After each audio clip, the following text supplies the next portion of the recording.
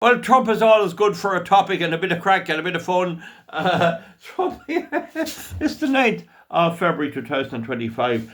APG and Sullivan, that Sullivan fella, um, they keep saying Val is very disturbing, very strange and very disturbing. They find me very disturbing. But they never say what it is. What's disturbing? And nobody ever asked them. There could be in a mental institution. You don't know. You don't know who you're dealing with. You have to be careful too.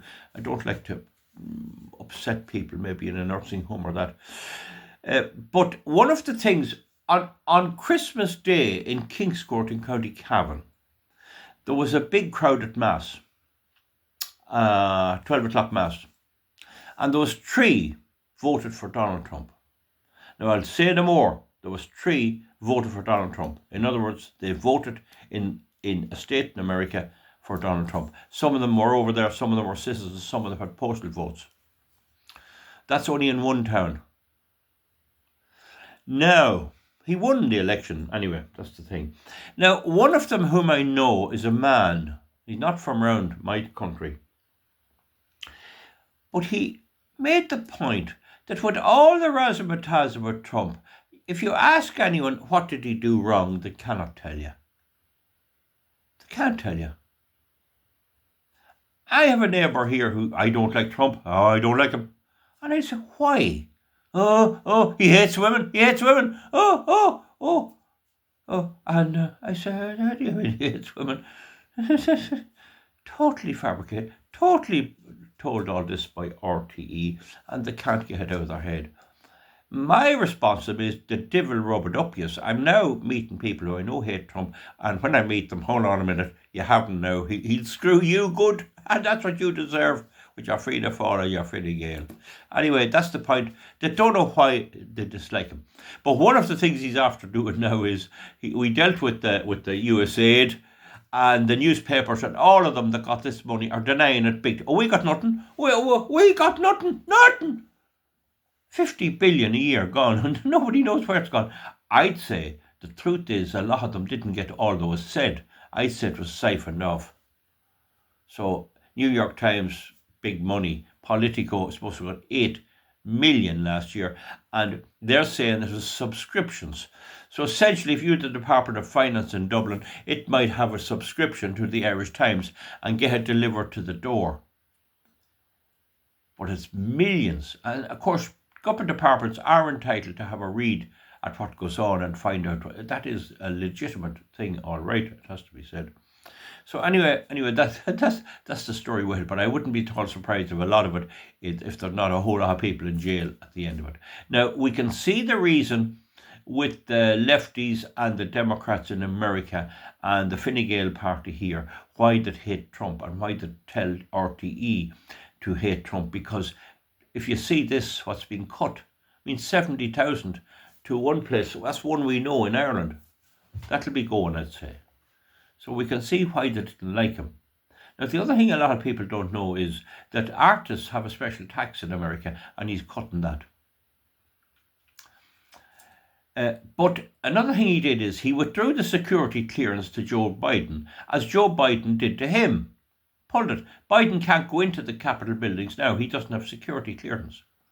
Mark Milley was his one of his sidekicks in the last administration, and he has his security taken away. And he undermined Trump. Trump wanted to do some move over in Afghanistan and pull troops out or something, and Milley decided no, and he defied Trump and he disobeyed him. And Trump discovered after the order he gave was never carried out. So Trump had 4 years to think about this, and during that 4 years, Trump was doing his homework. Right? Anthony Blinken and that Sullivan lad, Jake Sullivan, they had their security classes pulled. Now, in America, it's not uncommon for retired White House staff, security staff, to come in to brief the president, where it's going reasonably well and people have a good regard for each other. That would happen. meaning the Reagan period, Jimmy Carter might come in and advise him, this is what I was doing with that people there, and maybe you continue. And the president might want to know, well, we on to that place in South Africa, what did we say? Oh, they said this. Oh, yeah, right, we'll continue the policy. So in order to continue the policy, that goes on quite a bit. But then they weaponize the law, they try to jail Trump, they try to charge him, they put him through the whole hoops, and now their day of reckoning arrives. I have a criticism of Trump. I like him, you know that, but he's not hard enough. That was me. I'd give them 10 times what they give me. I'd punish them every way. Fair play and unfair play. I wouldn't kill anyone, but I'd get every dirt I did, and I'd get people to tell lies about them, swear up in court, ruin them, if that were me. But it's not me. Trump is a bit soft, and that's a fault in him, and I admit that.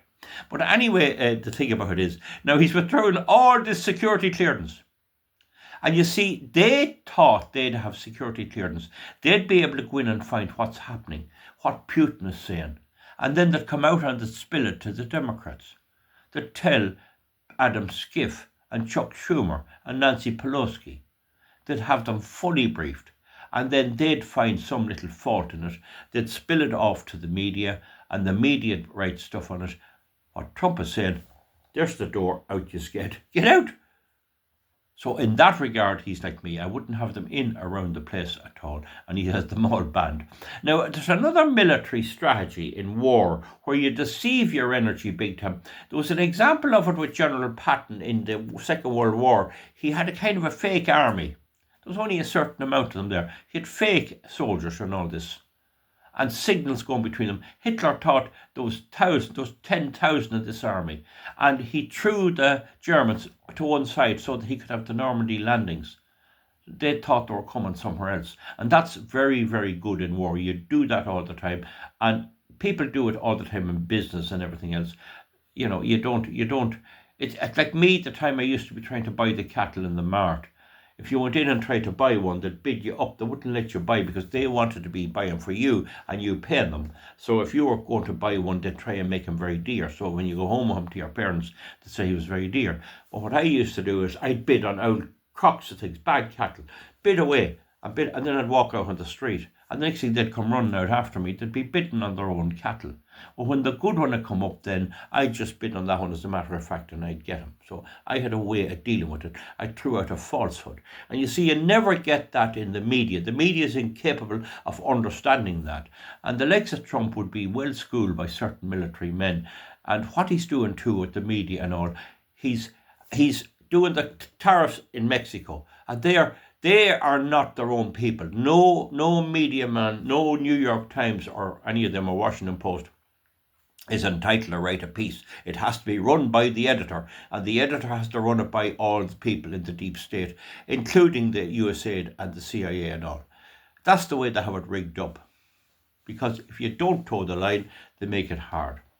So Trump goes to Mexico, and he does something down there with a tariff, and they're all down there. It takes a few days. It could take 5 days for the editor of the newspaper to decide, what we'll write, and we'll do it this way, all to undermine Trump.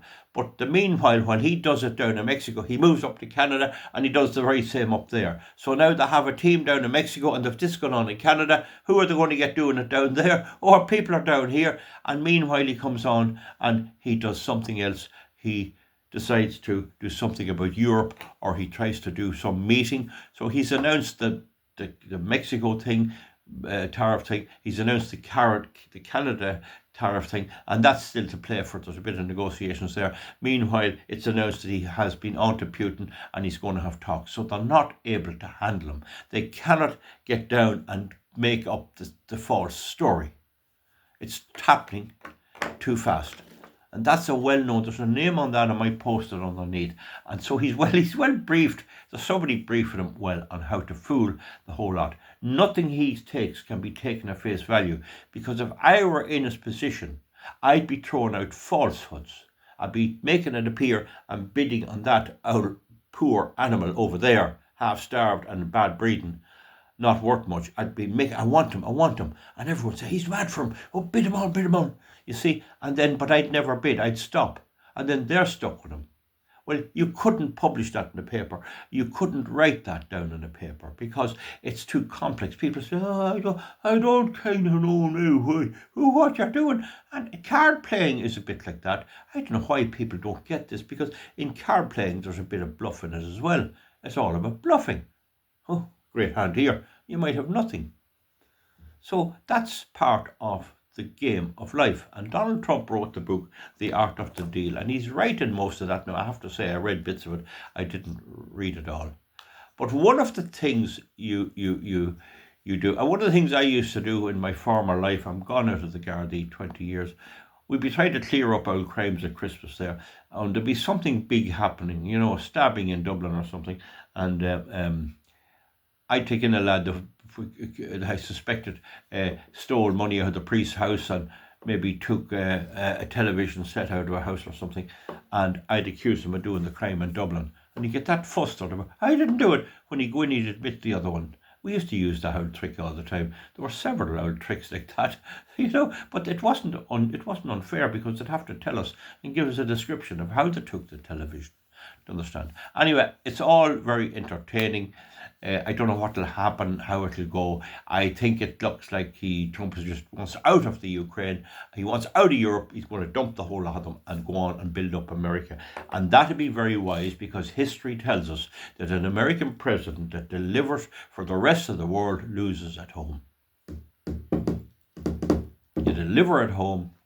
And in fairness, with the US aid, why should anyone get anything outside of America when there are poor people in America?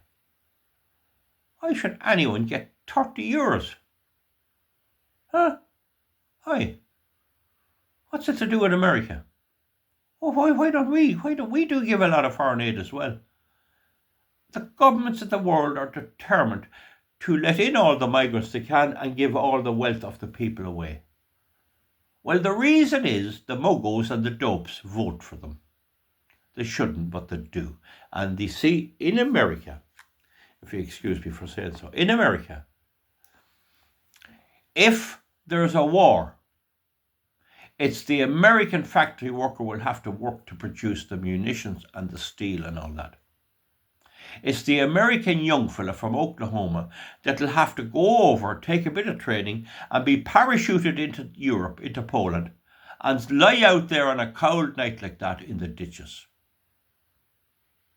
with a uniform on him, and he'd be told, go up to the top of that hill and watch down there with your night vision and report back and don't say a word, and we'll come to you in the morning. You'll get a flask with you for coffee.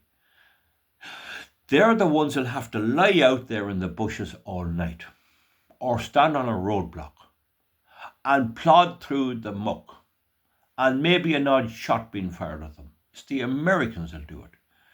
All in Britain, and the British Youth Army would fit in a football stadium.